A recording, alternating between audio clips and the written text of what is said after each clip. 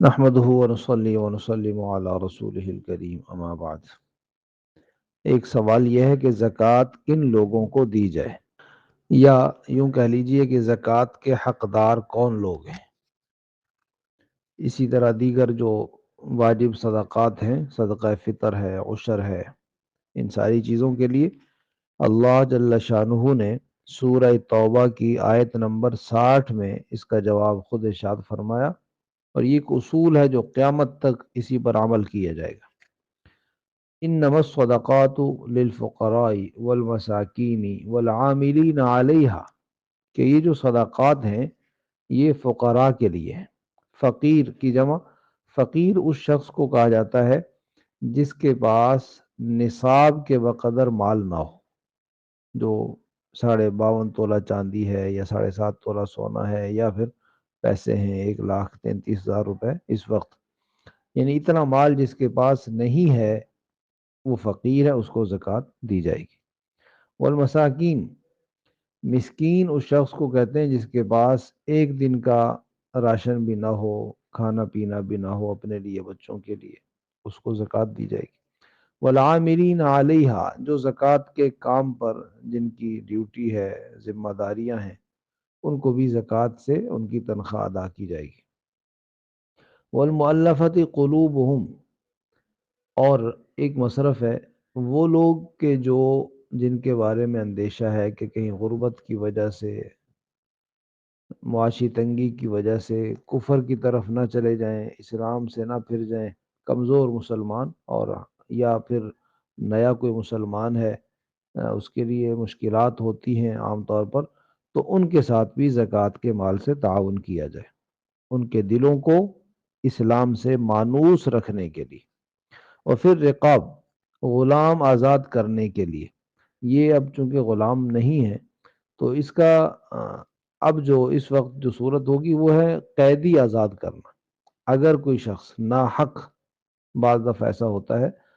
بغیر جرم کیے بھی ناجائز اس پر کوئی مقدمہ کسی نے کر دیا اور اس کو جیل میں ڈال دیا گیا ہے، تو اس کے ساتھ تعاون زکوٰۃ کے پیسوں سے کیا جائے، کہ وہ پیسے اس کو دے دیے جائیں یا اس کا جو بھی عزیز ہے، اور وہ اس کو استعمال کریں اپنی رہائی کے لیے۔ والغارمین،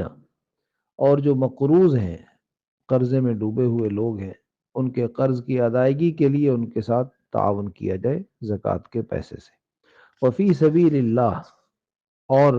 جو اللہ کے راستے میں، یعنی دین کے کسی بھی شعبے میں، دین کے کسی بھی کام میں جو مصروف ہیں اس طرح کے،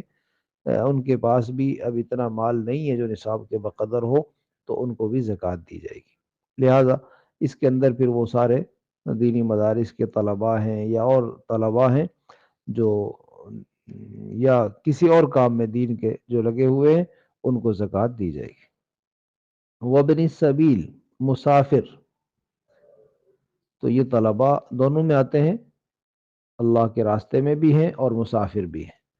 تو اس کے علاوہ بھی کوئی مسافر ہے، چاہے اس کے گھر میں پیسہ ہے، مال ہے، وہ مالدار ہے، لیکن اب ایسی حالت کہیں پیش آ گئی کہ اس کے پاس جو کچھ تھا سب چوری ہو گیا، ختم ہو گیا، اس کا اے ٹی ایم کارڈ وغیرہ جو کچھ استعمال ہو سکتا تھا وہ بھی نہیں رہا، تو اس کو زکوٰۃ کے پیسوں سے اس وقت میں تعاون کرنا اس کے ساتھ جائز ہے، اس کو بھی زکوٰۃ دی جائے گی۔ تو یہ 8 قسم کے لوگ ہیں جن کو زکوٰۃ دی جائے گی۔ لہٰذا اب یہاں یہ سمجھنا ہوگا کہ زکوٰۃ کی ادائیگی کے لیے ان میں سے کسی کو مالک بنانا یہ شرط ہے۔ لہذا کسی ادارے کی تعمیر، مسجد ہے، اسپتال ہے، حتیٰ کہ مدرسے کی بلڈنگ ہے، اس کی تعمیر کے لیے زکوٰۃ کا پیسہ خرچ نہیں کیا جائے گا۔ مسلمان اور ضرورت مند، اس کو زکوٰۃ کے مال کا مالک بنایا جائے گا، پھر زکوٰۃ ادا ہوگی۔ لہذا عام طور پر جو لوگ، اور پھر یہاں یہ بھی سمجھ لیجئے کہ جو فقیر ہمارے معاشرے میں جس کو فقیر کہا جاتا ہے نا، مانگنے والے، پیشہ ور بھکاری، یہ فقیر نہیں ہے، بلکہ دینے والے کی ذمہ داری ہے کہ کچھ تحقیق کرے، جس کو زکوٰۃ دے رہا ہے واقعی وہ اس کے حالات ایسے ہیں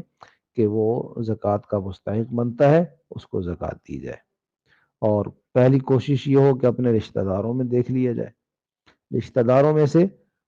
اپنی اولاد، اولاد کی اولاد، اپنے ماں باپ، ان کے ماں باپ،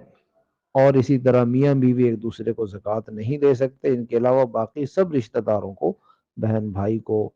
اور دیگر عزیز و اقارب کو زکوٰۃ دی جا سکتی ہے اگر وہ حقدار بنتے ہوں۔